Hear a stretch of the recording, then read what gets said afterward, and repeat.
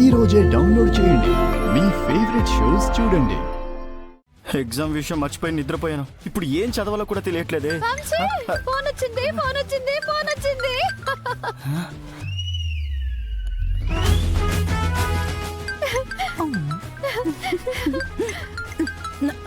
ఇందుమతి గారు, నాకు ఫోన్ వచ్చింది. What phone call? What coming? OMG,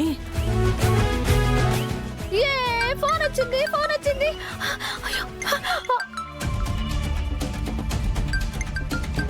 phone వచ్చేసింది. ఏమైంది నీకు? ఎందుకలా పిచ్చి పట్టిందని అరుస్తున్నావు? మీ ఫోన్ వచ్చి అది నేను ఎదురు చూస్తున్న ఒక ఫోన్ కాల్ వచ్చింది సార్. ఎవరు చేశారు? అది మీ మా అమ్మ గురించి.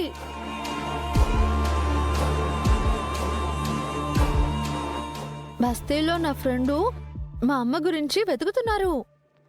వాళ్ళకి ఎవరో మా అమ్మని గుడి దగ్గర చూసామని చెప్పారంట. ఆ చుట్టుపక్కల వెతికితే తెలిసిపోతుందని ఫోన్ చేశారు. అది ఆనందంతో తట్టుకోలేక ఇలా. నీకు ఆనందం వచ్చినా బాధ వచ్చినా ఒకేలా రియాక్ట్ అవుతావా? దేనికి ఎలా రియాక్ట్ అవ్వాలో కూడా అర్థం కదా. ఈ అతే తగ్గించుకో. సరే సార్.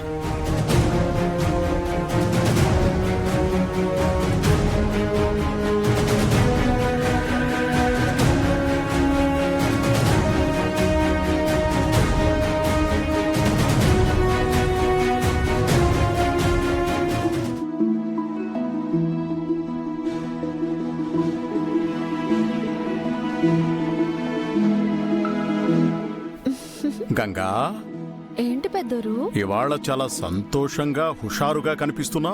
ఏంటి సంగతి? ఫోన్ వచ్చిందని చెప్పాను కదా పెద్దోరు. అది సరే, నిన్న నువ్వు కలవడానికి వెళ్ళింది ఫ్రెండే కదా? అవును. ఫ్రెండ్ అంటే బాయ్ ఫ్రెండేగా? ఇంకా కాలేదు పెద్దోరు. ట్రయింగ్ చేస్తున్నాను. ఆ? ఆ? ఏంటి పెద్దోరు మీరు మాట్లాడేది? తప్పు. బాయ్ లేదు, ఫ్రెండింగ్ లేదు, ఒట్టి ఫ్రెండ్ అంతే. నీ కథలు నాకు చెప్పకు. ఇందాక ఫోన్ వచ్చింది, నీ బాయ్ ఫ్రెండ్ నుంచి నా డౌట్. అమ్మో, పెద్దోరు ఇలా కనిపెట్టేసరేటి? పెద్దోరు, మీకు వయసు పెరిగే కొద్దీ మీలో చాదస్తం పెరిగిపోతుంది. నా ఫ్రెండ్ పద్దు ఫోన్ చేసింది. ఆయన చిన్నపిల్లని పట్టుకుని బాయ్ ఫ్రెండింగ్ ఉన్నాడా అని డౌట్ పడుతున్నారా? ఎంత తప్పు. నువ్వు చిన్నపిల్లవా? పెద్ద రాక్షసివి. నిన్నటి నుంచి గమనిస్తున్నాను, నీలో ఏదో కొత్త సంతోషం, కొత్త ఉత్సాహం కనిపిస్తున్నాయి. ఏమిటి విశేషం?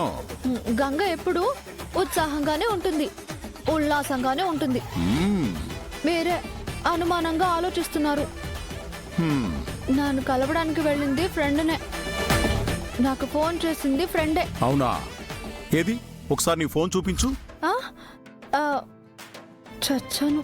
సార్ నంబర్ గుర్తుపడితే ఎలా? అంటే నా మీద నమ్మకం లేదా మీకు? అస్సలు లేదు. ఫోన్ ఇవ్వు, నంబర్ చూపించు. అలాంటిదేం లేదు పెద్దోరు. అన్నయ్య, లాయర్ గారు వచ్చారు. వస్తున్నాను రాఘవా. నీతో మళ్ళీ వచ్చి మాట్లాడతాను.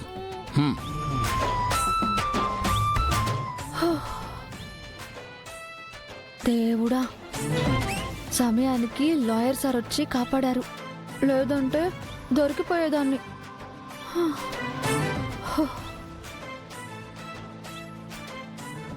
ఇంతకీ లాయర్ సార్ ఎందుకు వచ్చినట్టు?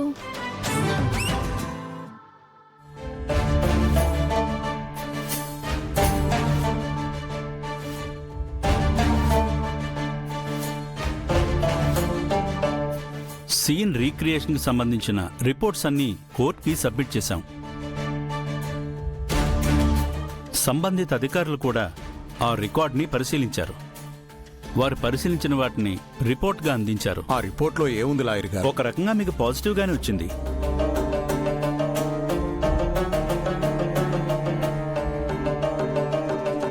మీరు అనుమానిస్తున్నట్లుగానే భానుగారి మరణం ఎవరో థర్డ్ పర్సన్ కారణంగా జరిగిందే తప్ప రుద్రాగారి వల్ల కాదు అని ధృవీకరించారు.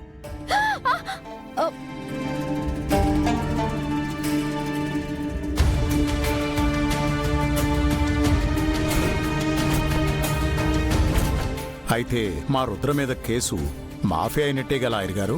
ఆఫీసర్స్ ఇచ్చిన రిపోర్ట్తో నేను కోర్టుకి పిటిషన్ అప్లై చేశాను సార్. కోర్టు కాల్ కోసం వెయిట్ చేస్తున్నాను. రుద్రా గారి మీద ఉన్న ఈ కేసు వల్ల ఆయనకి ఎఫెక్ట్ అయ్యే ఛాన్స్ అయితే లేదు.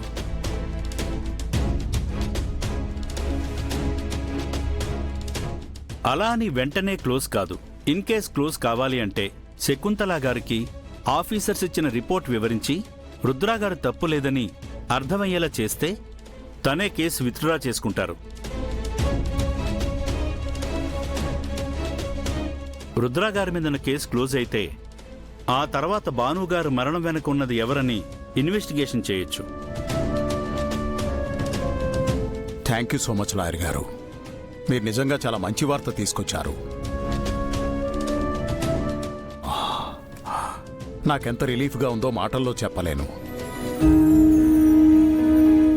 అమ్మా, ప్రీతి, ప్రమీల, మీరేం చేస్తారో నాకు తెలీదు. అర్జెంటుగా శకుంతలకి ఇష్టమైన స్వీట్స్ చేయించండి. నేను రుద్రని తన దగ్గరికి తీసుకెళ్లి రుద్ర తప్పు చేయలేదని నిరూపణ అయిందని చెప్పి రుద్ర చేత్తోనే ఆ స్వీట్ని శకుంతలకి తినిపించి తల్లి కొడుకుల్ని కలిపేస్తాను. ఏం మాట్లాడుతున్నారు మావయ్య గారు? రుద్రబాబు గారి తప్పు లేదని ప్రూవ్ అవ్వడం హ్యాపీయే, కానీ ఇది భానుబాబు గారి మరణానికి సంబంధించిన విషయం. అది మర్చిపోతున్నారు. నాకు తెలిసి ఇషిక, నేను ఇదివరకు చెప్పిందే ఇప్పుడు చెప్తున్నాను. భాను లేడనేది నిజం. తన మరణానికి కారణం రుద్ర కాదు అనేది కూడా నిజం.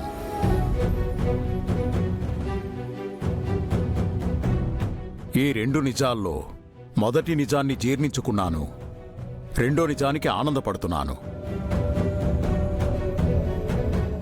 శకుంతల కూడా ఇదే విషయం అర్థమయ్యేలా చెప్పడానికి ప్రయత్నిస్తాను. We are completely closed bro. ఇక మన చేతుల్లో ఏమీ ఉండదు. శకుంతల అత్తయ్య కూడా మీ చేయి జారిపోయినట్టే. రుద్ర, మీ పెద్దమ్మని తీసుకొస్తాను. లాయర్ గారి ద్వారానే తనకు నిజం తెలియాలి. నీ మీదున్న అపవాదు తొలగిపోవాలి. నిన్ను తను ప్రేమగా దగ్గరికి తీసుకోవాలి. ఇదంతా నేను చూడాలి. ఒక్క నిమిషం పెదనాన్న.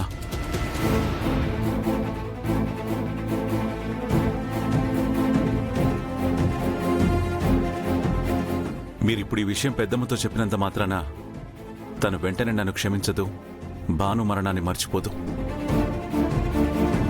పెద్దమ్మ కోరుకునేది ఒక్కటే, భాను మరణానికి న్యాయం జరగడం. అది జరగాలంటే భానుని చంపిన వాళ్ళకి శిక్ష పడాలి.